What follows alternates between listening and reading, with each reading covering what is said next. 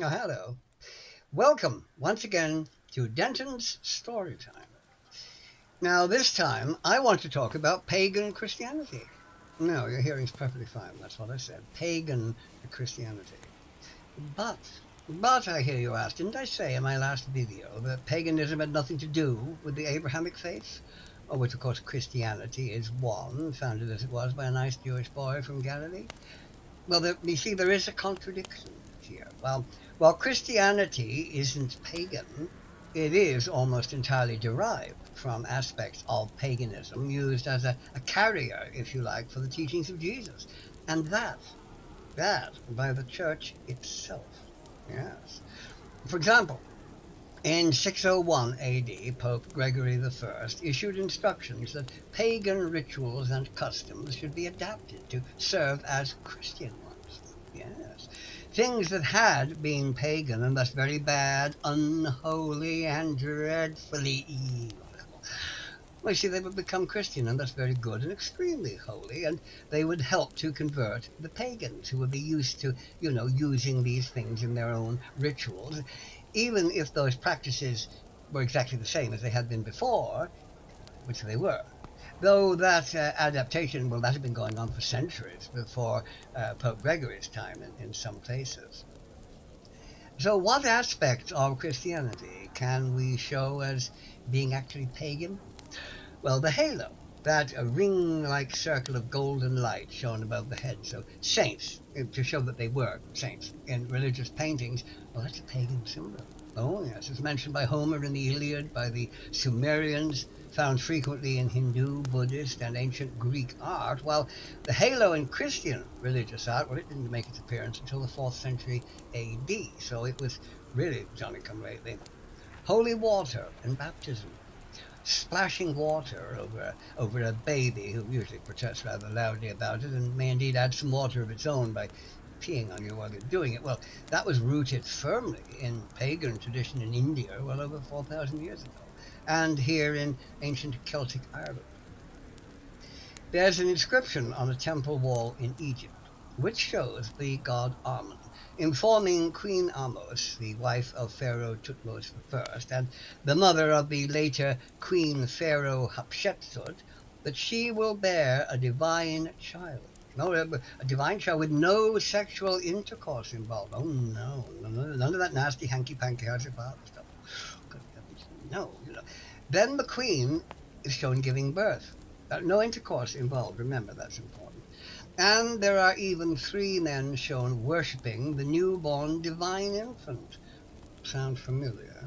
Yes, it's certainly. Annunciation, the virgin birth, and the adoration of the Magi, only 2,000 years earlier than the identical biblical story. The Holy Trinity. Now, the Holy Trinity is a Christian cornerstone, without which you can't even be a Roman Catholic. No, if you don't believe in the Trinity, get thee hence, evil one. You're out. They don't want to know you. But it isn't a Christian idea. A Trinity in the form of a triple God who is both separate and one is never mentioned anywhere, either in the Old or the New Testament. Jesus never said it. St. Paul never mentioned it. And it only became church theology in the 4th century AD. The great early theologian, St. Jerome, actually stated that, and I quote, all the ancient nations believed in the Trinity. And so they did.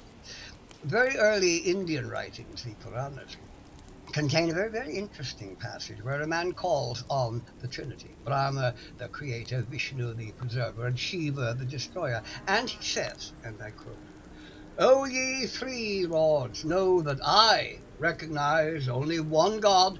Inform me, therefore, which of you is the true divinity, that I may address to him alone my adorations. The 3 gods, Brahma, Vishnu, and Shiva, becoming manifest to him, replied, listen, O devotee, there is no actual distinction between us.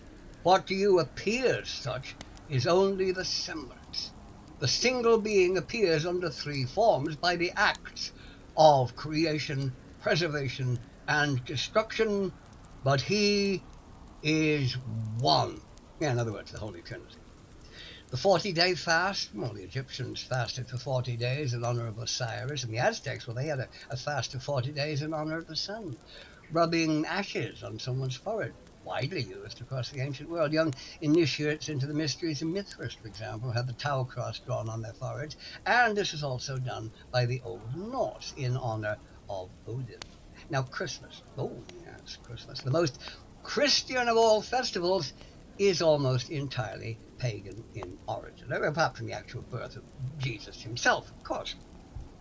The wreath on the door, the holly and the ivy, mistletoe and other evergreen plants, the Yule log, the Christmas tree, the Christmas ham, Christmas carols, giving presents, even Santa Claus and his reindeer, though not in that actual form, come from Old Norse and North Germanic tradition, as done the leaving out of gifts for him.